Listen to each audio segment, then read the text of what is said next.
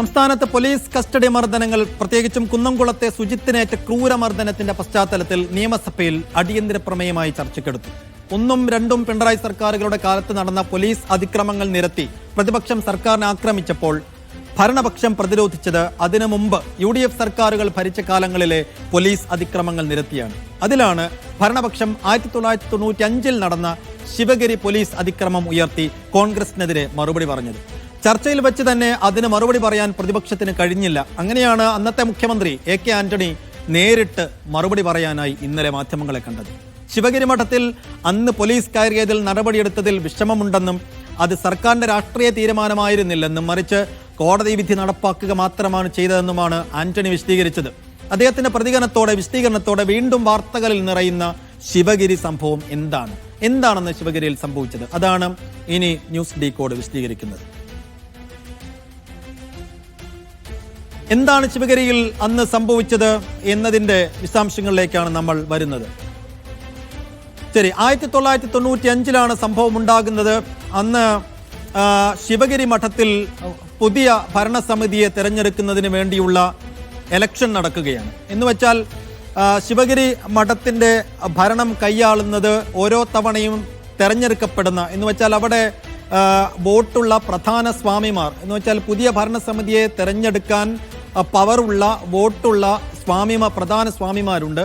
ആ സ്വാമിമാർ നേരിട്ട് ഓരോ വർഷവും പുതിയ ഭരണസമിതിയെ തെരഞ്ഞെടുക്കും. അവരാണ്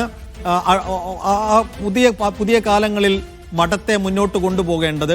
അപ്പോൾ ആ രീതിയിൽ 1995 അവിടെ തെരഞ്ഞെടുപ്പ് നടക്കുന്നു. ആ തെരഞ്ഞെടുപ്പിൽ സ്വാഭാവികമായും തോൽക്കുന്നവർ പുതിയ ഭരണസമിതിക്ക്, ജയിക്കുന്ന ഭരണസമിതിക്ക് അധികാരം കൈമാറണം എന്നുള്ളതാണ് വ്യവസ്ഥ.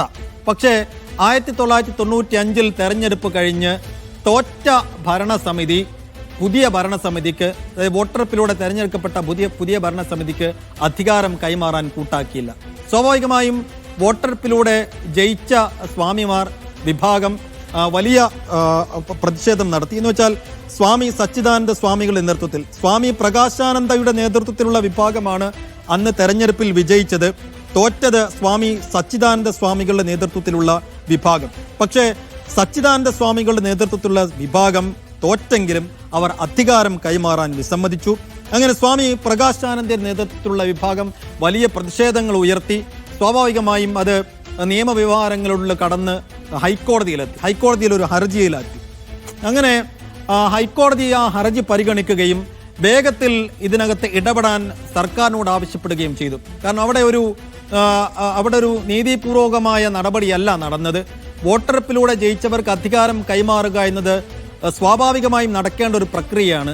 അത് നടക്കുന്നില്ലെങ്കിൽ സർക്കാർ അവിടെ ഇടപെടണം. അവിടെ ഇടപെട്ടുകൊണ്ട് സ്വാമി പ്രകാശാനന്ദയുടെ നേതൃത്വത്തിലുള്ള വിഭാഗത്തിന് അധികാരം കൈമാറാൻ വേണ്ടിയുള്ള നടപടികൾ കൈക്കൊള്ളണം എന്നാവശ്യപ്പെട്ടുകൊണ്ട് അന്ന് മുഖ്യമന്ത്രിയായിരുന്ന AK ആന്റണിയുടെ സർക്കാരിന് ഹൈക്കോടതി നേരിട്ട് നിർദ്ദേശം നൽകുന്നു. സ്വാഭാവികമായും ഹൈക്കോടതിയുടെ ഉത്തരവാണ്, നിർദ്ദേശമാണ്, അത് പാലിക്കേണ്ട ഉത്തരവാദിത്വവും ബാധ്യതയും സംസ്ഥാന സർക്കാരിനുണ്ട്. അങ്ങനെയാണ് 1995 ഒക്ടോബർ 11 എന്ന ദിവസത്തിലേക്ക് എത്തുന്നത്. അന്ന് ഒക്ടോബർ 11 ഈ സ്വാമി പ്രകാശാനന്ദയ്ക്ക് സ്വാമി സച്ചിദാനന്ദ സ്വാമികളുടെ നേതൃത്വത്തിലുള്ള പഴയ ഭരണസമിതി അധികാരം കൈമാറുന്ന നടപടികൾ പോലീസിന്റെ നേതൃത്വത്തിൽ, പോലീസിന്റെ ഇടപെടലിലൂടെ ആ ഭരണ കൈമാറ്റം നടത്തുന്നതിന് വേണ്ടി ഒരു ഫോഴ്സിനെ AK ആന്റണി അങ്ങോട്ടേക്ക് വിടുന്നു, ശിവഗിരിയിൽ വിടുന്നു. അങ്ങനെ ശിവഗിരി മഠത്തിനകത്തേക്ക് ഈ പോലീസ് സംഘം പ്രവേശിക്കുന്നു. പോലീസ് സംഘം പ്രവേശിച്ചതോടുകൂടി വലിയ പ്രതിഷേധം സ്വാമി സച്ചിദാനന്ദ സ്വാമികളുടെ നേതൃത്വത്തിലുള്ള വിഭാഗം വലിയ പ്രതിഷേധം ഉയർത്തുന്നു. ആ പ്രതിഷേധം കയ്യാങ്കളിയിലേക്ക് പോകുന്നു. പോലീസിനെതിരെ ഈ വിഭാഗം തിരിയുന്നു. സ്വാഭാവികമായും പോലീസിന് അവിടെ ഒരു ലാത്തി ചാർജിലേക്ക് പോകേണ്ടി വരുന്നു. അങ്ങനെ ഈ സ്വാമിമാർക്കെതിരെ ലാത്തി ചാർജ് പ്രയോഗം പോലീസ് നടത്തേണ്ടി വന്നു എന്നുള്ളതാണ് ശിവഗിരിയിൽ അന്ന് നമ്മളിപ്പോൾ കേൾക്കുന്ന രീതിയിലുള്ള ഒരു പോലീസ് നടപടി എന്ന് പറയുന്നതാണ്. പ്രകാശാനന്ദയെ ഭരണമേൽപ്പിച്ചു. അങ്ങനെ ഈ ലാത്തിചാർജിലൂടെ ആരും മരിച്ചതൊന്നുമില്ല. കാര്യമായ പരിക്കുകൾ ഈ സ്വാമി സച്ചിദാനന്ദയുടെ നേതൃത്വത്തിൽ, സ്വാമി സച്ചിദാനന്ദ സ്വാമിയുടെ വിഭാഗത്തിലെ പല സ്വാമിമാർക്കും പല ആളുകൾക്കും പരിക്കേറ്റുവെന്നല്ലാതെ മരണമൊന്നും ഉണ്ടായില്ല. പക്ഷേ ആ പോലീസ് നടപടിയിലൂടെ ഈ ഭരണ കൈമാറ്റം നടത്താൻ പോലീസിന് സാധിച്ചു, സർക്കാരിന് സാധിച്ചു. 3 പതിറ്റാണ്ടിന് ശേഷം ഇന്നലെ ആന്റണിയുടെ കുറ്റസമ്മതമുണ്ടായി. നിയമസഭയിൽ ഇന്നലെ അത് അടിയന്തര പ്രമേയമായി വന്നപ്പോൾ, ചർച്ചയ്ക്ക് വന്നപ്പോൾ ഇ ചന്ദ്രശേഖരനാണ് വിഷയം ഉന്നയിച്ചത്. അന്ന് ശിവഗിരിയിൽ ആന്റണി മുഖ്യമന്ത്രിയായിരുന്ന സമയത്ത് അവിടെ പോലീസ് നടപടി ഉണ്ടായില്ലേ, അതിന് നിങ്ങൾക്ക് മറുപടിയുണ്ടോ എന്ന് ഇ ചന്ദ്രശേഖരനാണ് വിഷയം ഉന്നയിച്ചത്. അന്ന് ആ ചർച്ച നടക്കുന്ന ഘട്ടത്തിൽ പ്രതിപക്ഷത്തിന് അതിനെ എതിർക്കാൻ കഴിഞ്ഞില്ല. പിന്നീട് ആന്റണി തന്നെ നേരിട്ട് വന്ന് ശിവഗിരിയിൽ അന്ന് നടന്നതിൽ എനിക്ക് കുറ്റബോധമുണ്ട്, അന്ന് അവിടെ നടന്നത് ഒരു രാഷ്ട്രീയ തീരുമാനമായിരുന്നില്ല, മറിച്ച് ഹൈക്കോടതി ഉത്തരവ് പാലിക്കുക മാത്രമാണ് ചെയ്തത്.